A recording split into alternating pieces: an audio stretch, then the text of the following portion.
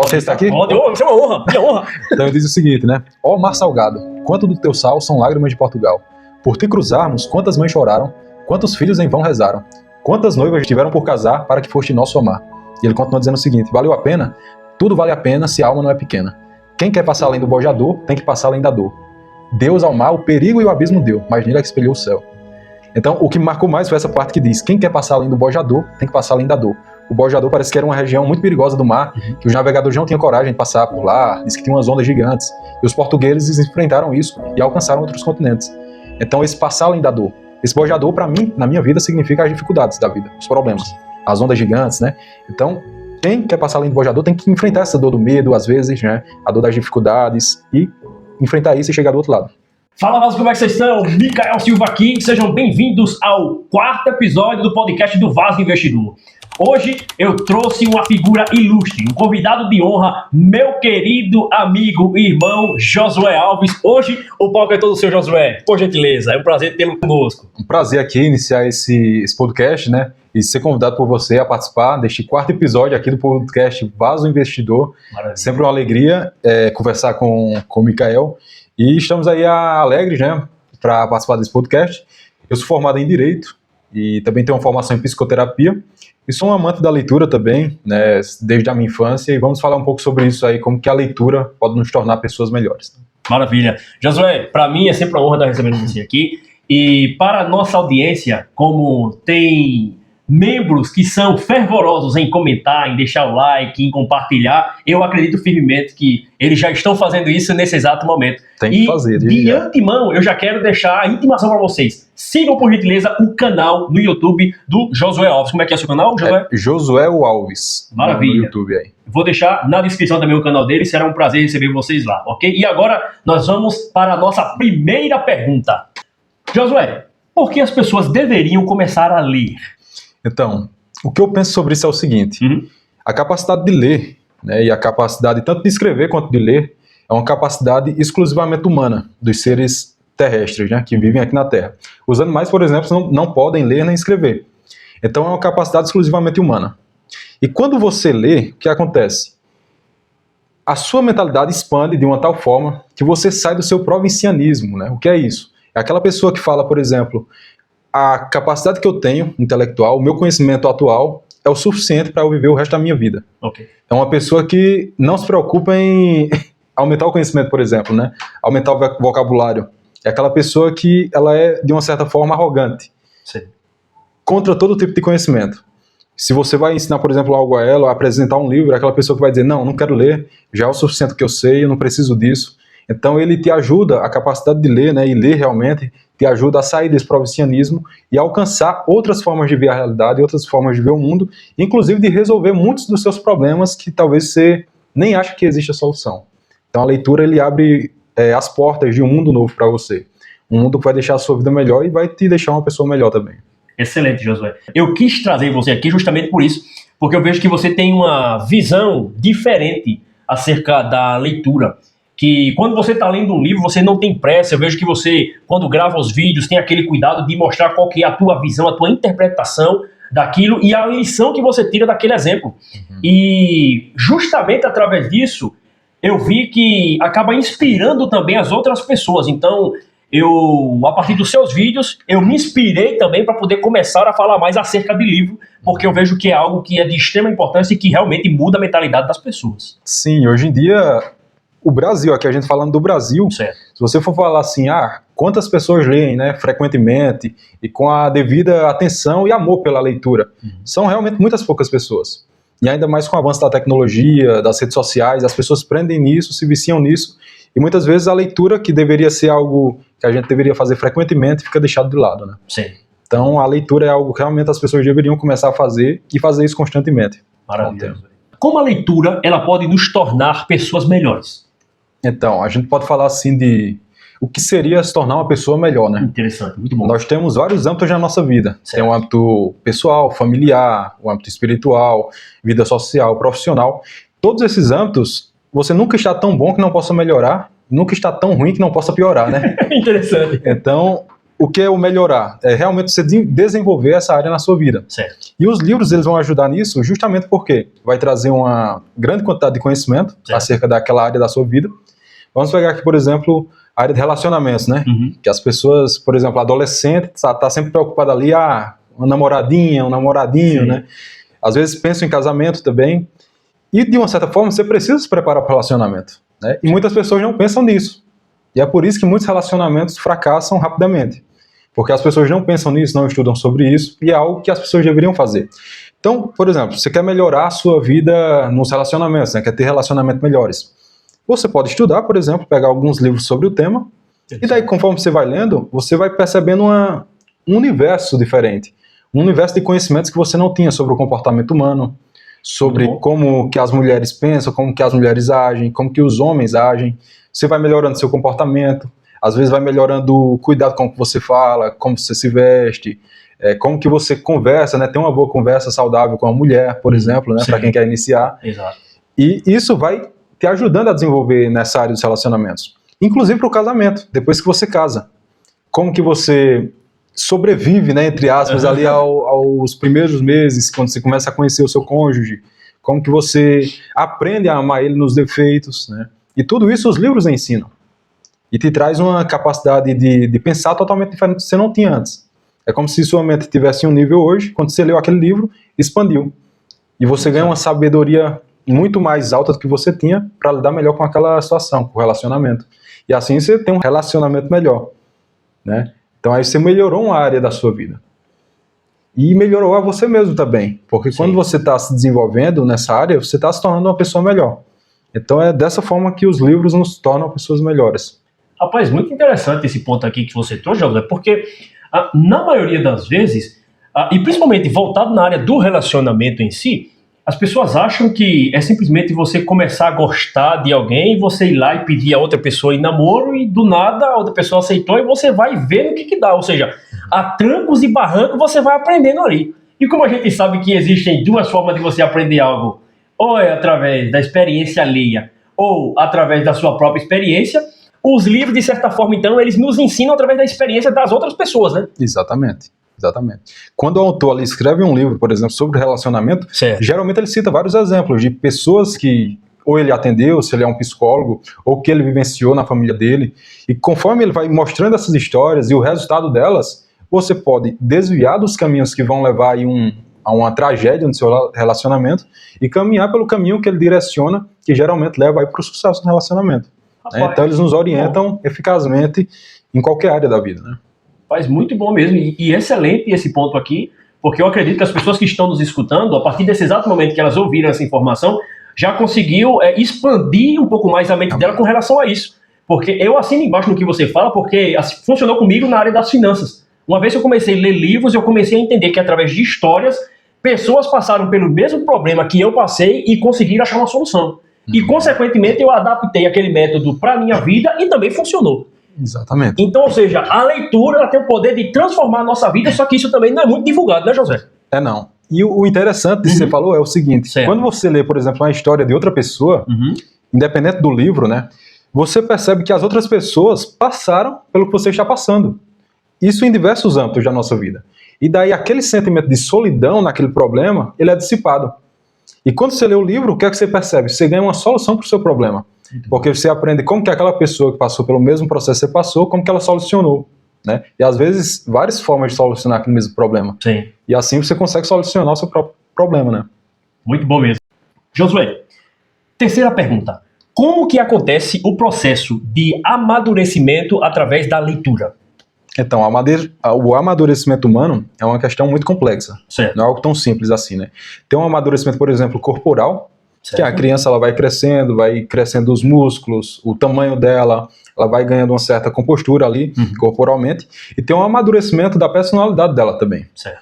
Todos nós temos, por exemplo, os temperamentos, né? Que é algo que não muda, nós podemos moldar ele. Por exemplo, os 4 temperamentos, que são o colérico, o sanguíneo, o fleumático e o melancólico. São meios de você lidar com o mundo. Certo. Por exemplo, uma pessoa que é mais melancólica é uma pessoa que ela é mais fechada na dela, consegue abstrair mais profundamente a realidade que chega a ela. Certo. Então é uma pessoa mais introspectiva. O sanguíneo, por exemplo, ele é como o ar, ele se expande. Certo. Ele é aquela pessoa que está sempre conversando, gosta de fazer amizades, né? Está sempre interessado ali em conhecer as outras pessoas. Então, cada um tem um temperamento. Porém, a personalidade, ela muda, ela se desenvolve, diferente do temperamento. O temperamento você apenas consegue moldar ele, né? Você não fica refém dele, mas ele sempre vai estar em você. A personalidade você consegue mudar e desenvolver ela, né? E tem vários níveis. E esse desenvolvimento da personalidade é o que eu entendo como um amadurecimento, né? E o que seria isso? Imagine, por exemplo, uma planta, né? Você planta ela, ela cresce, vai dar e chega um momento em que ela dá o fruto amadurece e está pronto para colher. Certo. O amadurecimento humano, que eu entendo, é o seguinte: quando você está pronto, por exemplo, para servir e para amar. Certo. Quando você chega nesse ponto, o amadurecimento humano, você nunca vai dizer assim, eu estou perfeito, totalmente maduro, né? Mas você vai subindo de níveis, vai desenvolvendo. Quando você chega nesse momento em que você diz, não, a minha motivação agora é servir a minha família, servir as pessoas que eu amo, e é amar essas pessoas, amar o próximo, fazer coisas úteis na vida, isso quer dizer que você amadureceu bastante. Por exemplo, um adolescente, ele chega num período ali do desenvolvimento da personalidade dele, que é o chamado de rebeldia, né? Que geralmente é a chamada da quinta camada da personalidade humana, que é uma teoria que o professor Olavo de Carvalho criou. Interessante. E essa quinta camada é justamente essa forma de tentar testar a sua força no mundo.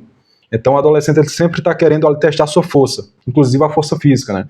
Por isso que geralmente os adolescentes se metem ali em brigas, querem debater sempre ali com os pais, porque ele está nessa camada ainda. Certo.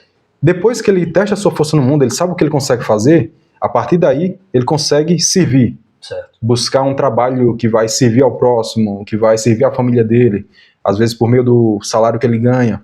Então a motivação dele vai mudando. O amadurecimento está muito relacionado com a sua motivação principal. Qual que é a sua motivação principal? É só testar minha força no mundo, eu quero ganhar, quero vencer. É a mentalidade da quinta camada. Quando você vai subindo, agora a minha motivação, por exemplo, é amar a minha família, é fazer o melhor para ela, já quer dizer que você chegou a um nível maior de maturidade. E os livros fazem isso justamente trazendo tanto modelos de pessoas que amadureceram, um livro, por exemplo, como Confissões, né, de Santo Agostinho, você está com ele aqui embaixo, né? Conta o amadurecimento de Santo Agostinho aí. Ele conta desde o início, quando ele era uma pessoa não convertida, hedonista, que só buscava os prazeres, e como que ele foi amadurecendo até o ponto de chegar à sua conversão, ele realmente mudar a motivação interior dele, de se direcionar para Deus, para o amor a Deus e o amor ao próximo. Então, os livros nos mostram os modelos que nos inspiram a amadurecer e nos mostram também o caminho, né? Como que você amadurece? Por meio dos relacionamentos que você tem com as outras pessoas, geralmente tem encontros significativos que a gente percebe. A pessoa, às vezes, está num estado ali de imaturidade e ela encontra outra pessoa que, às vezes, numa conversa, num relacionamento, faz ela amadurecer. Isso acontece, às vezes, quando você entra num relacionamento, num casamento, quando você está totalmente comprometido, ou quando você tem filhos também, acontece um salto no amadurecimento. E também quando você decide servir, quando você se apega a uma causa que você quer realizar, o que você quer fazer.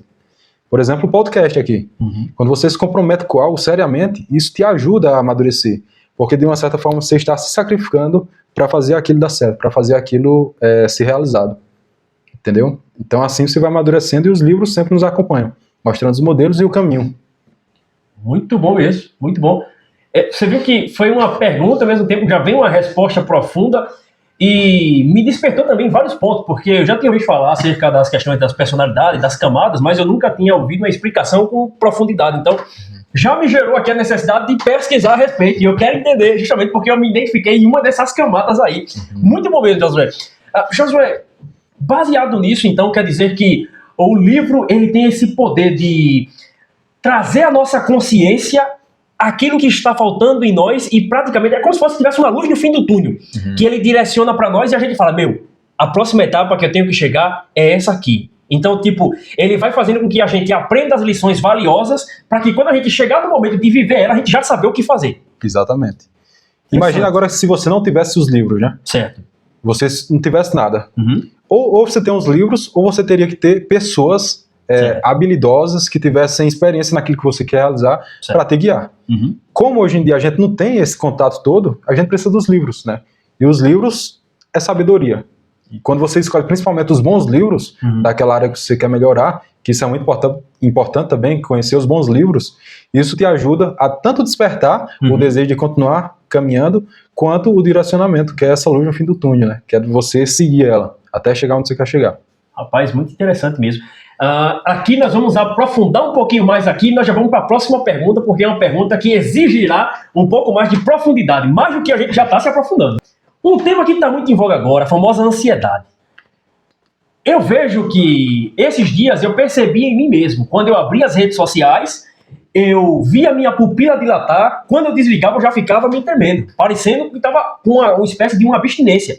E aí eu comecei a perceber que, de fato, as redes sociais, ela estava me induzindo a ficar mais ansioso. E eu percebi que quando eu ia para os livros, essa ansiedade ela parava. Aí me gerou uma pergunta interessante. Josué, você acha que a leitura ela tem o poder de tratar a ansiedade?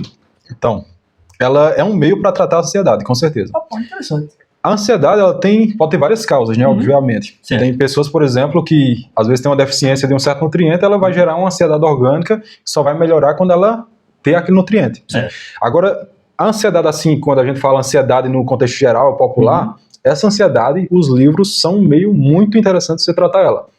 Principalmente com as redes sociais hoje em dia, a internet, que a gente não consegue, né, desgrudar do celular.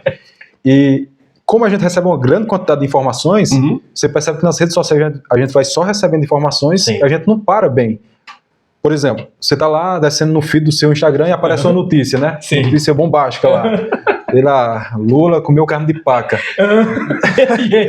Daí você olhou lá, deu uma risada, às vezes fez um comentário lá, criticando ou elogiando. Sim. E daí pronto, passou, você vai já para a próxima notícia, para o próximo post, e você vai vendo uma grande quantidade de informações e nunca para em nenhum para se demorar naquilo. Certo. O que acontece com isso? Você vai só recebendo, e essa grande quantidade de informações vai gerando vários estímulos, né? Sim.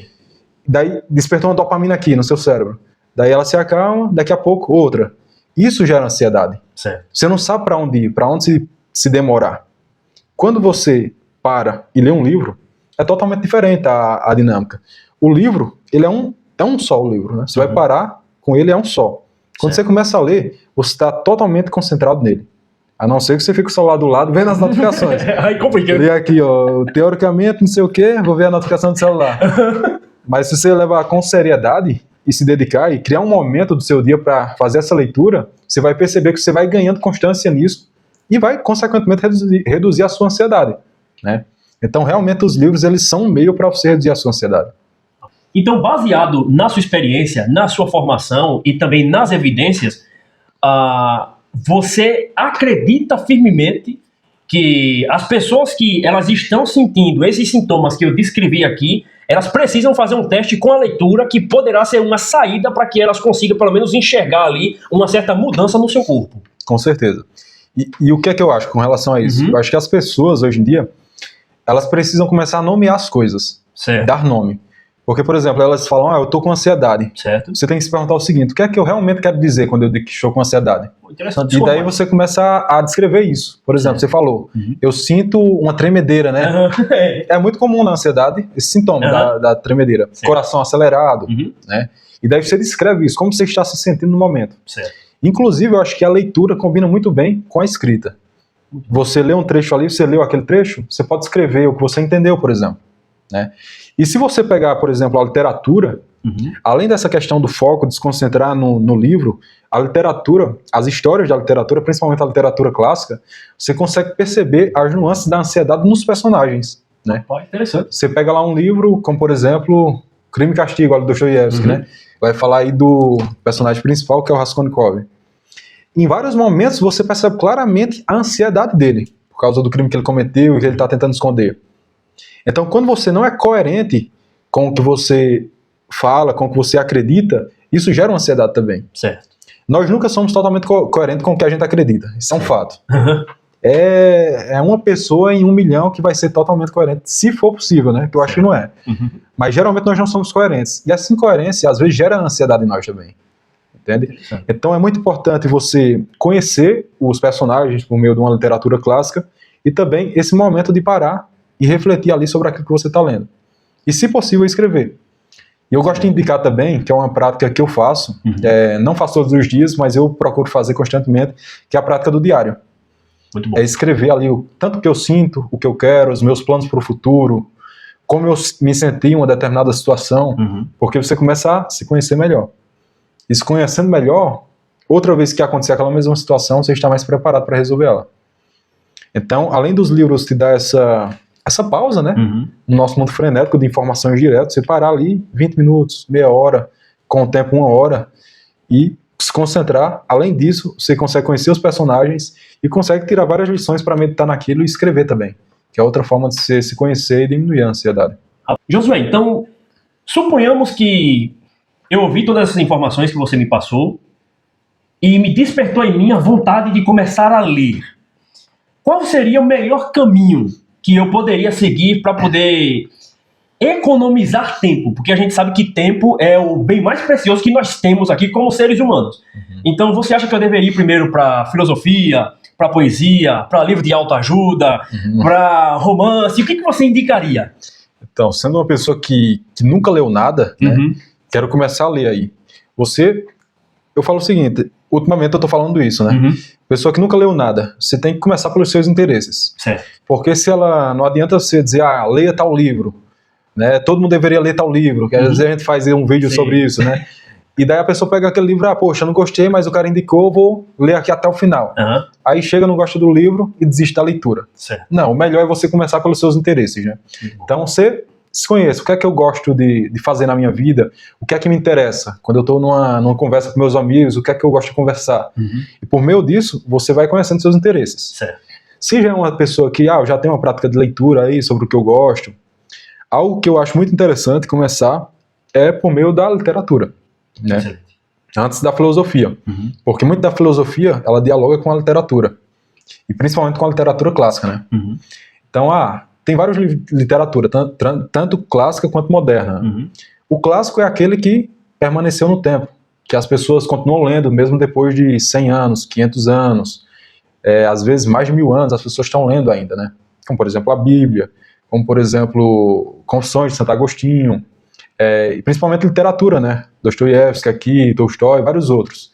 Quando você começa a ler literatura, você está dialogando ali com a vida humana, e com os valores humanos. Então você está vendo a vida real acontecendo nos personagens. Isso é muito interessante. Então por isso que as pessoas gostam muito de literatura. E junto da literatura, né, que inclui também a poesia. Principalmente para quem quer se conhecer melhor. Porque a poesia, eu comecei a ler mais recentemente, é algo que te dá muita figura de linguagem, muita analogia para você se conhecer melhor. Porque tem coisas que você não consegue falar, coisas que você sente, que você está passando, você não consegue falar por meio da linguagem racional aqui. E na poesia eles usam muitas analogias, metáforas, figuras de linguagem. Como, por exemplo, você está se sentindo totalmente sozinho ali, uma solidão. Aí, sei lá, numa poesia está lá escrito, eu me sinto sozinho como a Ilha de Páscoa, que é uma das ilhas mais isoladas do mundo. Então tem essa figura de linguagem, com isso você consegue dar voz àquilo que você não sabia como se expressar antes. E isso é libertador. Rapaz, muito bom. Porque quando você se prende em algo que você não consegue expressar, aquilo te consome suas energias. Quando você consegue expressar de alguma forma, é libertador isso. Rapaz, é excelente esse ponto que você trouxe, principalmente da poesia, José, porque eu nunca tinha parado para pensar no quesito de que eu teria essa necessidade.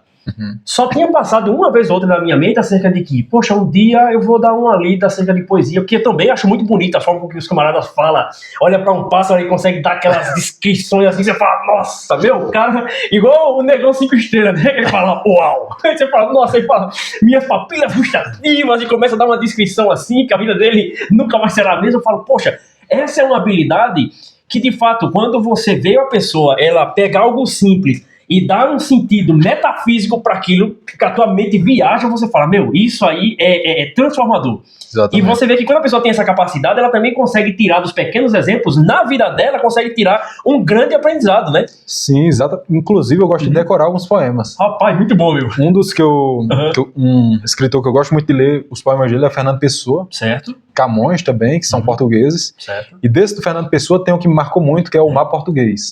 Posso recitar aqui? Pode, isso é uma honra, minha honra. Então diz o seguinte, né? Ó mar salgado, quanto do teu sal são lágrimas de Portugal. Por te cruzarmos, quantas mães choraram, quantos filhos em vão rezaram, quantas noivas estiveram por casar para que foste nosso amar. E ele continua dizendo o seguinte, valeu a pena Tudo vale a pena se a alma não é pequena. Quem quer passar além do bojador, tem que passar além da dor. Deus ao mar o perigo e o abismo deu, mas nele é que espelhou o céu. Então, o que me marcou mais foi essa parte que diz, quem quer passar além do bojador, tem que passar além da dor. O bojador parece que era uma região muito perigosa do mar, que os navegadores não tinham coragem de passar por lá, diz que tinha umas ondas gigantes. E os portugueses enfrentaram isso e alcançaram outros continentes. Então, esse passar além da dor. Esse bojador, para mim, na minha vida, significa as dificuldades da vida, os problemas, as ondas gigantes, né? Então, quem quer passar além do bojador tem que enfrentar essa dor do medo, às vezes, né? A dor das dificuldades e enfrentar isso e chegar do outro lado. Então, a poesia traz essas reflexões para a nossa própria vida, que isso te ajuda em vários momentos, né? Sim. Então, é muito bom. Rapaz, excelente mesmo. E você vê que a poesia, a letra da poesia, a escrita, esses autores são de fato pessoas que tinham uma certa inspiração para poder escrever isso. Isso eu acho fantástico e poderosíssimo. Você recitando aqui fez a minha mente ir para longe. Incrível, incrível. E, inclusive os salmos também são poesia, né? Sim. É muito bom decorar os salmos, inclusive. Sim. Também. Josué, meu irmão, qual a importância de nós escolhermos bons livros? Então, os livros, tudo nos influencia, né? Certo. Ou pro bem ou pro mal. Certo. E os livros não seriam diferentes. Tem livros bons que podem nos influenciar pro bem, e tem livros perigosos que podem nos influenciar pro mal também. É mesmo? É mesmo? Rapaz. Então, você tem que saber quais são os seus valores, já. O que é que você acredita? O que é que você quer desenvolver na sua crença pessoal, na sua fé, no seu conhecimento? Quando algo está alinhado com isso, né, você percebe que vai desenvolver isso, às vezes vai confrontar, mas confrontar para o bem, para você chegar a um estágio superior daquela sua crença. Certo. Agora tem livros que realmente te levam para o mal. E os autores claramente, às vezes, deixam isso claro nos seus livros, quando eles escrevem. Então, essa é a importância. É você realmente dizer, não, eu quero seguir este caminho.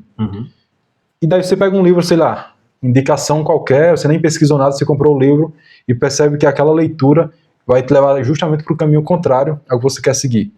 É uma leitura que não vai agregar em nada, e se você ler, por vezes, vai te tentar a sair do caminho que você queria seguir. Então, a importância de escolher bons livros é isso. É você conseguir seguir o caminho que você quer seguir, continuar seguindo ele e desenvolvendo ele por meio daquelas leituras específicas. E não seguir o caminho contrário, né? Inclusive, José, eu já vi exemplos de pessoas que, por exemplo, ele pega um livro aqui e aí ele começa a ler o livro inteiro e cada ponto que o autor fala, ele tira aquilo como verdade. Como se fosse que tá no livro, é verdade universal e não é mentira isso aqui. Exatamente. E como que a gente lida com esse tipo de comportamento na prática? É que às vezes, às vezes é um erro lógico também, né? Que a pessoa às vezes não entende uma figura de linguagem, né? Sim. E lá, às vezes a pessoa fala que, às vezes na poesia, isso é muito comum, né? Sei lá, ver o sol voando, o cara pensa que o sol tá voando mesmo aqui no espaço. Entende? Então, esse é o problema, né? Sim. E um exemplo muito, muito interessante de como os livros nos influenciam às vezes para o mal também, às vezes está na própria literatura. Tem um livro que eu não li ainda, do Cervantes, né? Don Quixote, que é um clássico também, e dizem que ele lia muito e conhecia muito dos livros de cavalaria, até ele chegar um momento em que ele quer fazer aquilo acontecer, só que isso tudo era uma certa ficção na mente dele. Certo. Não compreendo muito bem. Mas um exemplo claro é em outro livro chamado Madame Bovary, do Flaubert, que é um escritor francês, e é romance também, literatura clássica também. E essa mulher, ela lia muitos romances dessa vida muito sentimental, apaixonada, e ela entra num casamento, que o casamento é meio pacato, tranquilo, e de tanto ela ler isso, ela quer viver essas aventuras, né? E isso acaba levando ela para um caminho trágico na vida dela, né? Então, essas leituras, a gente tem que ter cuidado justamente por isso, porque as leituras nos influenciam, queira a gente ou não, né? Então a gente tem que ter cuidado de filtrar isso. Como escolher bons livros? Aí entra no X da questão, né? Porque daí você vai ver o seguinte, quais são as áreas que eu tenho interesse, né? Como a gente falou mais anteriormente. O que é que eu quero ler? O que é que eu quero estudar? Para você que nunca leu nada, né? Quando você definir o tema, você precisa seguir alguma coisa, né? E às vezes você vai precisar se expor a um certo risco de ler livros ruins até chegar num livro bom. E acontece. Acontece. O que é que você pode fazer? Pode entrar no canal, por exemplo, de alguém que você gosta de acompanhar no YouTube e ver as indicações que ele cita e começar por aí. Você pode fazer uma pesquisa no Google e ver as indicações ali. Só que o que é que eu sugiro? Eu já até fiz vídeo sobre isso. Quando você fizer uma pesquisa ou receber indicação de alguém, o que é que você faz? Você pega aquele título do livro que te chamou a atenção, vai no ChatGPT, no IA ou no próprio Google e pesquisa a sinopse dele, de que trata o livro. Certo. E você vai e lê ali. Me interessou o livro. Eu acho que é pra mim, eu acho que é um bom livro. Você compra ele. Certo. E você faz uma leitura chamada inspecional que o Mortimer Adler explica nesse livro aqui. Que é, você vai pegar o livro, vai folhear aqui, ler o título, contracapa, ler o índice. Conforme você vai lendo, você vai percebendo, esse livro é realmente o que eu quero ler, né? É realmente o que eu quero aprender aqui com esse livro, é realmente um livro bom. Ou você pode perceber, não, só algumas partes do livro que é bom. Então você vai ler só aquelas partes. A partir do livro que você gostou, quando você encontrar um livro que você diz, não, esse aqui foi bom pra mim, você pesquisa os autores que influenciaram esse autor. Muito bom. E depois que você pesquisa isso, às vezes eles citam as referências no final do livro, dos livros que ele usou para escrever o livro atual. Então você pode ir por esse caminho também. E a partir disso você vai criando o seu arcabouço ali de indicações que você quer ler.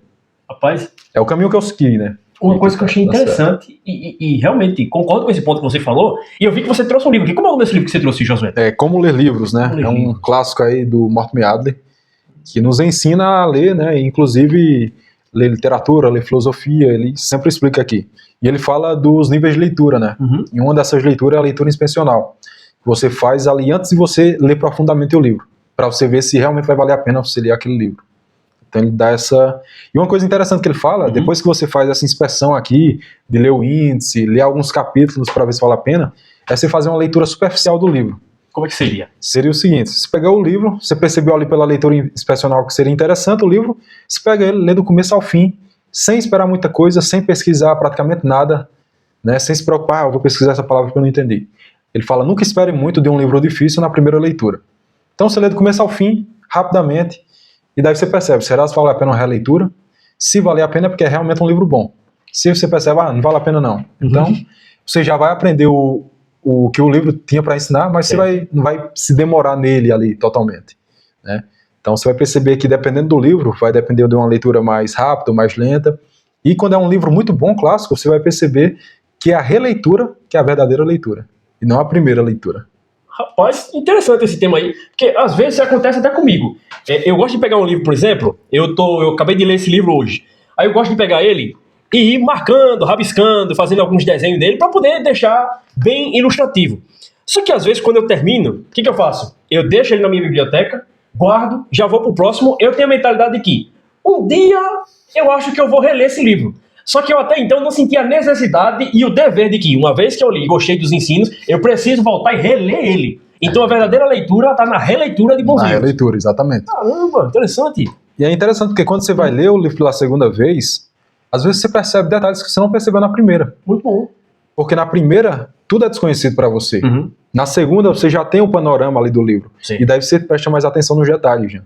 E se é um livro bom, se é um livro que você realmente gostou, você vai se aprofundar naquilo, você vai conversar abraçado com o autor ali, entendeu? Você se entra ali no livro de tal forma que você fica absorto, assim, você não consegue nem mais prestar atenção no que está acontecendo ao redor, né? Quando é um livro muito bom. Sim. E às vezes acontece isso com alguns livros, né? E isso é interessante para você evitar perder tempo, né? Porque às vezes a gente compra um livro, lê a sinopse, percebe que é boa, às vezes lê o índice, é interessante. Só que você começa a ler, você percebe, não, acho que não é pra mim. E não tem problema em desistir do livro também. Tem pessoas que elas têm quase um toque assim, elas, não, tem que terminar. Eu sou um desses. Eu comecei a ler, tem que terminar. Eu digo meu dinheiro, não vou nem despertar. Então, eu entendo que alguns livros assim, eu acho que vale a pena abandonar. Eu acho que... Mas isso aí é um tema, né, mais polêmico, aí tem algumas pessoas que têm essa necessidade de terminar o livro, né? É isso aí. Rapaz, eu achei interessante justamente por isso, porque eu tenho muito disso. E eu já terminei de ler livros muito ruins mesmo. Que eu comecei a ler assim, eu recebi uma indicação, recebi outra indicação, fui comprar o livro e tal, não só um, mas vários livros. Eu comecei a ler e falei, rapaz, isso é muito ruim. Eu não concordo em nada com o que esse autor está falando, é um negócio estranho, uma forçação de barra, mas mesmo assim, eu fui aguentando na raiva até o final também. Então não tem problema abandonar o livro no meio da leitura. Só se você quiser fortalecer a vontade, né? Um negócio que eu não gosto, mas eu vou fazer, para fortalecer a minha vontade, né? Pois, eu pensava por esse lado. Tem que tomar banho frio no inverno, né? Exatamente, entendeu? Fazer aquilo que não quer. Muito bom. Pelo menos para alguma coisa vai servir, né? Exatamente. Você coloca em prática aquela fala que diz que criança faz o que quer e adulto faz o que não quer, né? Isso aí. Vai na marra. Acordar cedo para ir pro trabalho, né? Pois é. Tem que fazer. Exato. Josué, 7ª pergunta. O uso das redes sociais, ela prejudica a leitura das pessoas? Com certeza, né? Inclusive a minha. Tem vários momentos que eu percebi Certo? que eu despertei assim que eu não estava mais lendo, que era justamente os tempos que eu estava mais focado, entre aspas, nas redes sociais. Certo. Principalmente para quem produz conteúdo, tem que ter muito cuidado com isso, porque às vezes você está produzindo, mas você acaba consumindo muito mais do que produz, né? Verdade. E o que é que acontece? Quando você está nas redes sociais, várias coisas te interessam. Inclusive, você segue várias pessoas justamente por isso, porque você está interessado no conteúdo delas, né? Sim. Então, isso de uma certa forma te afasta da leitura. Porque a leitura, ela vai gerando um prazer para nós, só que lentamente, né? Aos poucos.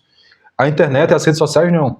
A cada vez que você vê um vídeo ali interessante, é um boom de dopamina, você sente um prazer e quer continuar vendo aquilo, ver mais, né? Sim.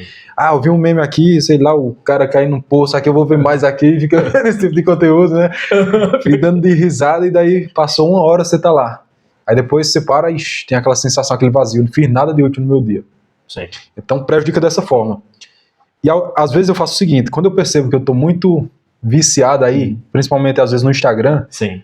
eu desinstalo ele por alguns dias. Por tempo indeterminado, assim. Sim. Eu só chego e desinstalo. E dedico aqueles dias a ler mais. E eu percebo a questão da ansiedade que a gente falou anteriormente diminuir drasticamente, né? E percebo o meu foco melhorar bastante. Porque quando você desinstala, você tirou uma grande quantidade de estímulo já, né? E daí você consegue se concentrar mais até no próprio dia. Consegue ser mais produtivo naquelas coisas que você quer fazer. Então, realmente, as redes sociais prejudicam. E eu indico, inclusive, que as pessoas coloquem um tempo para usar. Eu limitei aqui o uso do Instagram 1 hora. Sim. Não raras vezes eu ignoro o limite e continuo usando. Sim. Entendeu? Mas eu acho que só fazer isso já te ajuda. É verdade. Outra coisa que eu faço é desligar as notificações do Instagram.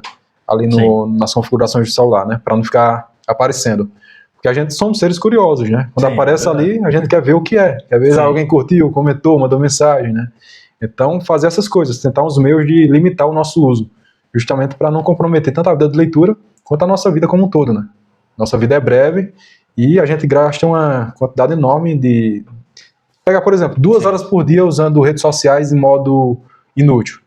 2 horas por dia, por ano, vai dar o quê? 700 e poucas horas, quase 800, né? Isso é quase um mês inteiro que a gente perde. Entende? Então, quando a gente começa a tomar consciência disso, eu acho que fica mais fácil você fazer coisas que limitem o seu uso.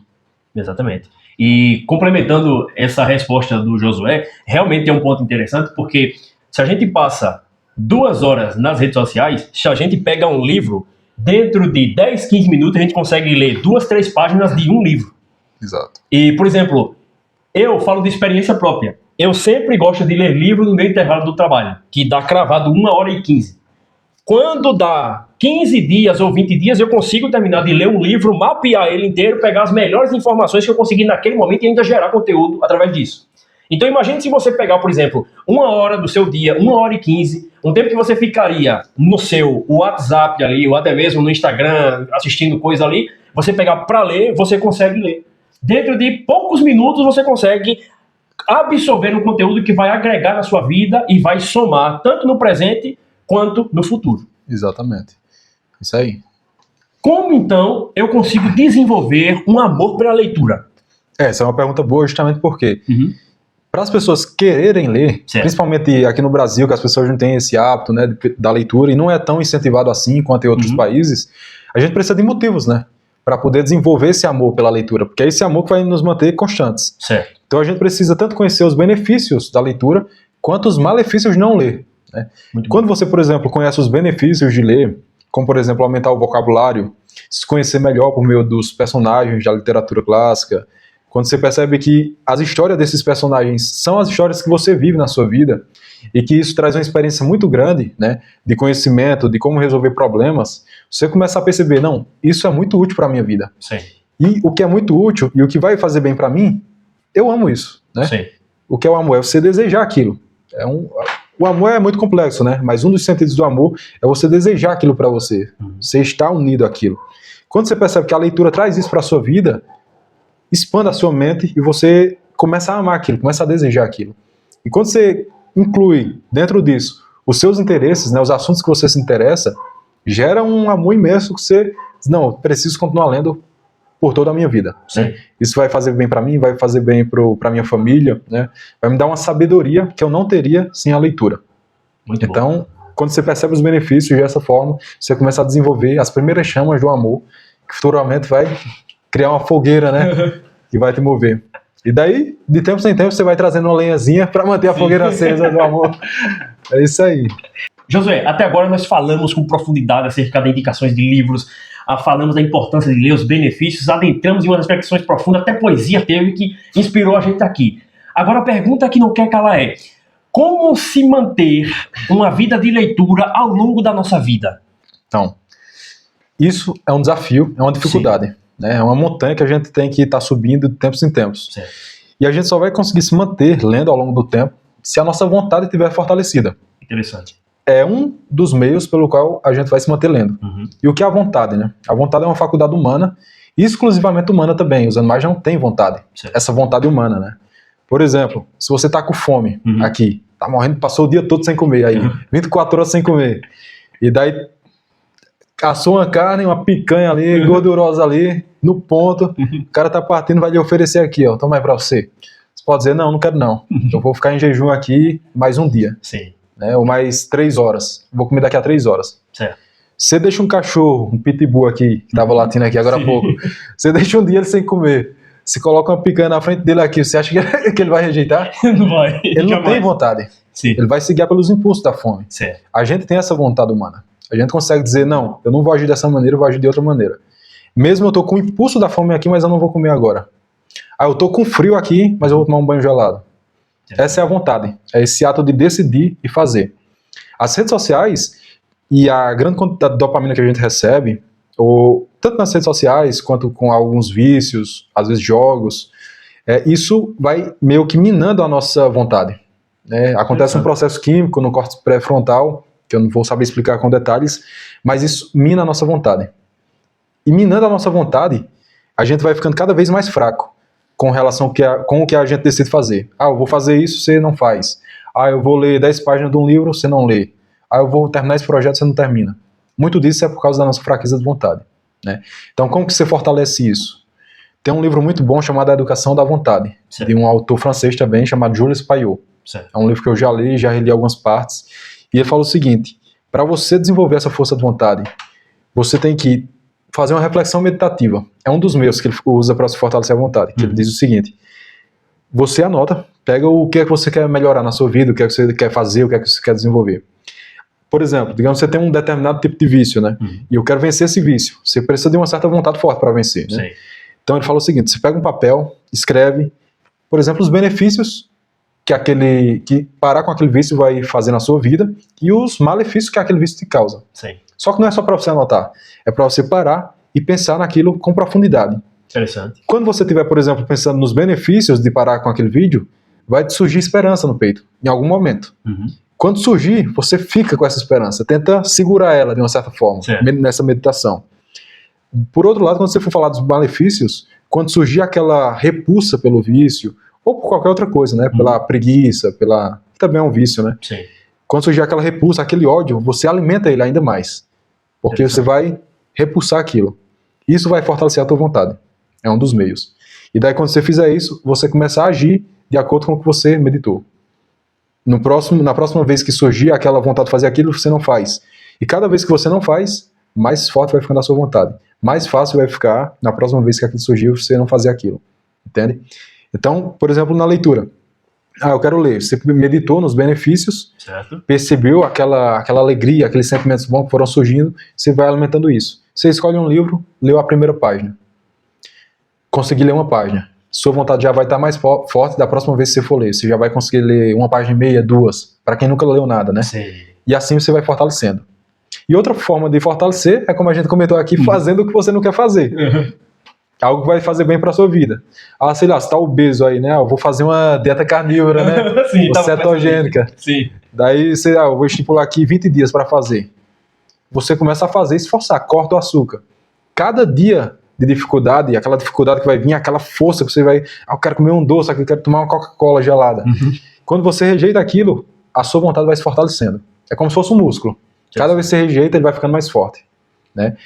Eu sei lá, tá no inverno aqui no Paraná, em Santa Catarina aí, ou na Rússia, você vai tomar um banho gelado aqui, 0 graus, eu vou tomar, não, eu tô morrendo de frio, né? Você fica se encolhendo aqui no cobertor, não, vou tomar, você decide tomar. Quando você toma, sua vontade se fortalece. Cada vez que você faz algo difícil e que você não queria fazer, mas que te faz bem, fortalece a sua vontade. Rapaz, muito bom esse ponto que o Josué trouxe, porque serviu para todos nós aqui aprender várias coisas, e principalmente essa questão da vontade, do fortalecimento da vontade. Esse ponto eu achei também crucial, e alguns métodos desse eu faço, principalmente do banho gelado, e tem dia, meu irmão, que você levanta e fala, rapaz, eu não vou tomar porque o frio tá demais. Só que quando você dá 3 pulos e entra debaixo do chuveiro, que a água pega no seu corpo, parece que o teu cérebro libera uma descarga de dopamina e você fala, como isso é gostoso. Mas até você entrar, meu irmão, até você entrar é o problema. É um problema. É o primeiro passo, né? Exatamente, ele é um desconforto terrível, rapaz. É isso aí. Josué, a nossa última pergunta aqui do nosso podcast do Vaso Investidor. Você acha que ler é terapêutico? Eu tenho certeza que pode ser terapêutico. Maravilha. Inclusive, se feito com bons livros, né? Certo. O que seria aqui o terapêutico, né? Quando a gente fala assim, ler é terapêutico. Por exemplo, imagine que você está passando por uma depressão. Certo. E que pode ter várias causas também, inclusive causas orgânicas, como a gente falou aqui na questão da ansiedade também, de nutrientes. Mas quando você está com uma depressão realmente psicológica, a depressão, uma das características dela é que ela te prende. Certo. É como se você só conseguisse pensar naquele problema. E daí você está num quarto escuro só com aquele problema. Certo. Você não consegue mais sair dele. Isso é uma das características da depressão. Quando você usa os livros, né, começa a ler, por exemplo, você vai conseguindo acender luzes. Imagina aí o Gênesis, né? O início lá. Sim. A terra era sem forma, vazia e havia trevas, né? Sim. Ou seja, havia caos, tudo escuro. Sim. Quando Deus fala haja luz e vai adicionando, criando ali os luminares, ele está trazendo luz, está trazendo vida, está trazendo forma às coisas. E é semelhante ao que a leitura faz com a gente. Principalmente com pessoas que estão passando por alguma dificuldade assim, psicológica, como a depressão. Quando ela começa a ler, é como se fosse aparecendo uma luz aqui, uma luz aqui. Muito bom. Ela estava no quarto escuro. Certo. Agora começou a surgir uma possibilidade. Ela começa, tem esperança nisso. Tem uma possibilidade de eu fazer aquilo. E ela vai começando a ter esperanças e desejo de fazer coisas na vida, de realizar coisas. Muito bom. A pessoa que está em depressão profunda, ela não pensa em realizar nada. Para ela não tem isso, eu quero ler um livro, eu quero, sei lá, realizar alguma coisa na minha vida, criar um podcast, fazer alguma coisa, ter uma família. Ela está no mundo escuro. Só que quando ela se força, entre aspas, a ler um livro, e principalmente um livro que interessa a ela, isso vai trazendo luzes, né? Vai despertando luzes na mente dela. E essas luzes são esperanças, são desejos, são aspirações de coisas que ela quer realizar. E isso é terapêutico. O livro, a leitura, nesse sentido, é terapêutica. Porque ela traz um tratamento indireto ali, né? Porque não é direto com outra pessoa, numa terapia, mas é indireto para a vida dela. E ela começa a tratar ali a depressão dela, pelo menos em parte, com os livros. Esse é um dos meios, né? Uma outra situação é quando você lê sobre uma literatura clássica, por exemplo. Certo. E vários personagens, às vezes, passam por problemas psicológicos, inclusive depressões, né? Nesses romances. E quando você percebe o caminho que eles estão passando, você percebe que você não está só, que outras pessoas passaram por aquilo e que outras pessoas superaram aquilo. Porque geralmente as pessoas que sofrem depressão nesses livros, lá na frente, às vezes acontece algo que cura elas. E daí você acredita na cura. Porque, inclusive, uma das características também da depressão é que você acha que nunca vai ser curado. Algumas pessoas têm essa ideia de que eu nunca vou ser curado da depressão. E o livro ele traz esperança, traz essas esperanças, né? Inclusive, a leitura da Bíblia é muito bom, né? Leitura de literatura clássica, da própria poesia, porque você começa a conseguir expressar o que você está sentindo, o que você está passando, né? Alguns poemas falam sobre esse estado de angústia, e quando você expressa, quando você dá nome, você dá forma, né? Quando Deus criou o mundo, ele começa a dar nome para as coisas, né? Sim, e depois ele manda Adão dar nome aos animais, né? O que é isso? É dar forma às coisas. Enquanto não tem nome, enquanto você não nomeia as coisas, enquanto você não fala, não expressa de alguma forma, escrevendo, falando, existe uma confusão, uma neblina na sua mente. Quando você começa a falar, a ler e entender aquelas palavras representam o que você está sentindo, é como se fosse um sol brilhando e dissipando aquela neblina da manhã. Daqui a pouco sumiu toda aquela neblina e tá o dia claro. Você consegue enxergar a vida outra vez, consegue enxergar a esperança outra vez. E às vezes, por meio disso, cura a depressão, né? Ou pelo menos um grande meio de curar a depressão por meio dos livros. Às vezes vai precisar de uma terapia, vai precisar de uma dieta, às vezes até de um remédio assim, fitoterápico, alguma coisa desse tipo, vai. Mas ela vai ser um contribuinte muito grande também para a cura da depressão ou de outras doenças psicológicas. Excelente, Josué. Rapaz, realmente uma resposta bem profunda e que com certeza inspirará vários dos internautas que estão aqui nos assistindo a procurarem e se debruçarem em cima de bons livros. Josué, nós estamos encerrando o nosso podcast, mas antes disso, eu gostaria que você citasse na sua experiência quais foram os melhores livros que você já leu, pode ser pelo menos uns 3 livros, os melhores que você já leu e qual foi a diferença que eles fizeram na sua vida? Tá, vamos lá. Então, pensando aqui rapidamente, os que me vêm à mente, né? Certo. Santo Agostinho Confissões foi um dos que mais marcaram. Isso, vamos dizer assim, ó, a Bíblia foi o que mais marcou. Certo. Porque desde a infância, né, a gente lê, a gente decora, e isso marca a gente profundamente, né? Sim. Só que às vezes o pessoal fala, a Bíblia eu já sei que é bom, então vamos falar de outros livros aqui. Confissões de Agostinho, por exemplo, é um dos livros que mais marcou. Por quê? Porque ele me ensinou a importância de falar, de confessar. Interessante. O que é confessar? É você afirmar a realidade do seu interior, do que você é, do que você faz, sem máscaras. Certo. E isso a gente só consegue fazer em totalidade diante de Deus. Porque quando você fala para Deus, ele é onisciente, então você sabe que ele já sabe de tudo. Sim. Você só afirma que aquilo é realmente verdade. Realmente eu sou um pecador, realmente eu fiz isso, realmente eu fiz aquilo.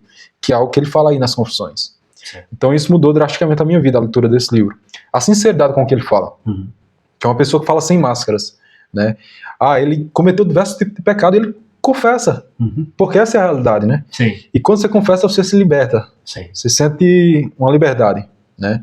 Então esse livro marcou muito justamente por isso, por essa sinceridade e por ele escrever essa questão, que foi isso eu fiz também depois. Sim. E às vezes eu faço. Eu escrevo confessando, falando sobre a minha vida interior, dos meus vícios, das minhas virtudes.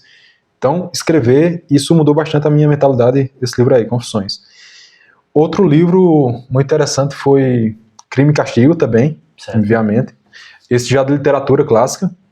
É um livro que vai demorar para ler, que é um livro longo, mas a mensagem dele de final de esperança quase faz você chorar, né? Muito bom. Porque é um cara também que cometeu crime, 2 crimes graves, né? Homicídios, e mostra o processo psicológico dele, tudo que ele sofreu, ansiedade, depressão, medo, até ele chegar no momento em que ele passa por uma redenção. E o final do livro, de uma certa forma, tem uma relação com Confissões. Certo. Porque vai depender de uma certa confissão dele também, para ele ser redimido. Então a mensagem de esperança desse livro é muito bom. Muito bom. Então esses dois. E um outro livro também, eu acho que é A Morte de Ivan Ilitch, que é do Tolstói, que é outro autor russo. Eu gosto muito do Tolstói e Dostoiévski, que vai contar também, obviamente, da morte desse Ivan, que era um juiz, e ele viveu uma vida toda sem fazer o que realmente ele queria fazer. Certo. Ele estava preocupado só com o cargo dele, em crescer no cargo, e chega no final da vida ele pega uma doença grave, e ele vai mostrando ali os últimos dias de vida dele, e no final ele passa por uma redenção também, e essa mensagem de redenção no final do livro marcou bastante também, por essa mudança, apesar de ser no fim da vida, mas meio que foi a salvação dele, da vida dele. Sim. Então é algo que eu gosto muito desses livros, né? E outra coisa que eu gosto muito é de contos, né? Certo. Acho que os contos, você pode começar com contos do Tolkien, que é o autor do Senhor dos Anéis. Tem vários contos bons. Se você pesquisar contos clássicos, começar a ler, são curtinhos. Sim. Você lê em, 10 minutos e terminou o conto, tem uma mensagem geralmente forte que você leva para a sua vida. Então esses 3 livros e os contos marcaram bastante. Meu amigo Josué, foi uma honra recebê-lo aqui conosco. Para nós é sempre um prazer quando senta a essa mesa pessoas inteligentes, pessoas que amam o conhecimento de verdade e que têm um propósito de servir e impactar vidas. E você é um cara desse. Você é uma pessoa que sempre quando posta um conteúdo, sempre que a gente se encontrou, assim que você chegou aqui também, no Paraná, que a gente se conheceu, formamos aquela amizade, volta e meia nos encontrávamos, eu sabia, esse cara é um amante do conhecimento. E sempre que a gente senta para conversar, sempre tem um assunto novo que acaba despertando nosso interesse e a conversa vai longe. Então, eu quis trazer você aqui porque com a mesma verdade com que a gente conversa e rende os assuntos, eu também acredito que as pessoas que escutaram esse podcast, que assistiram até o final, elas foram impactadas e também sentiram essa verdade e, consequentemente, elas correrão atrás dessa verdade para poder viver essa verdade. Porque, como está escrito também na palavra de Deus, que conhecereis a verdade e ela vos libertará. Então, quando a gente começa a dar nome às coisas, a gente está chamando as coisas pelos seus verdadeiros significados, pelos seus verdadeiros nomes, né? Então, isso eu acho muito importante. E como uma forma de agradecimento, como encerramento final, eu gostaria que você deixasse uma última mensagem para quem está nos assistindo e até mesmo para o Josué do futuro. A mensagem que vier no seu coração, você pode falar, o tempo é todo seu, meu cara. Então, acho que o conhecimento e a sabedoria, principalmente a sabedoria, que seria superior ao conhecimento, é algo que ela vai te livrar de muitos males. Certo. Te livra dos males presentes e futuros, né? Certo. E um meio de desenvolver a sabedoria é justamente por meio da leitura. É reconhecendo a sua própria ignorância, é reconhecendo os seus próprios defeitos, vícios. E a mensagem que eu deixo é essa. Sempre reconheça a sua ignorância. Nunca chegue num ponto em que você diga, não, já sei de tudo, ou o que eu já sei é suficiente para viver a minha melhor vida, né?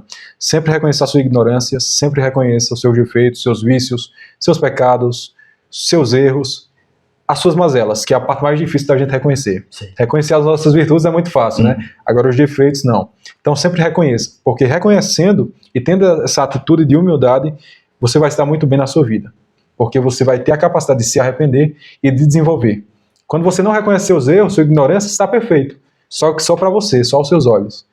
No mais, na realidade mesmo da vida, você está lá embaixo. A pessoa que reconhece os erros, reconhece a ignorância, ela sempre tem a potencialidade e a oportunidade de crescer, de melhorar, de se desenvolver, né? Então a mensagem é essa, sempre reconhecer os erros e busque a sabedoria de verdade. Sabedoria que vem de Deus, né? Exatamente. Muito bom, excelente. Para você que ficou até aqui, muito obrigado pela sua atenção. Sou muito grato pela sua vida, pelo tempo que você dedica aqui nos prestigiando com a sua presença. Antes de mais nada, eu gostaria de, além de agradecer, pedir para que você deixe o like, porque isso também é importante para que o algoritmo ele reconheça que esse conteúdo tem relevância e envie para cada vez mais pessoas e assim as vidas, as almas, as pessoas sejam impactadas e a nossa comunidade seja transformada também. Sigam, por gentileza, o Josué no YouTube e também no Instagram. Por favor, pode falar sua rede novamente, Josué. Então, as duas redes têm o mesmo nome, né? Josué Alves, né? Principalmente no YouTube aí, que é onde eu sou mais frequente. Então, eu geralmente falo de temas de livros, literatura e psicoterapia também. Então, se você tem interesse, se inscreva lá também no canal. Muito obrigado por nos assistir até aqui e dê o like aí no vídeo e manda para as outras pessoas. Maravilha. Deus abençoe sua vida, Josué. Um prazer tê-lo aqui conosco. Prazer foi todo meu. Maravilha, e nós vamos marcar. Minha honra, Magnata. Tamo junto. Valeu. E nós vamos marcar os próximos episódios também. Vamos, Deus quiser. Muito obrigado, Deus abençoe. Tamo junto, Vasos.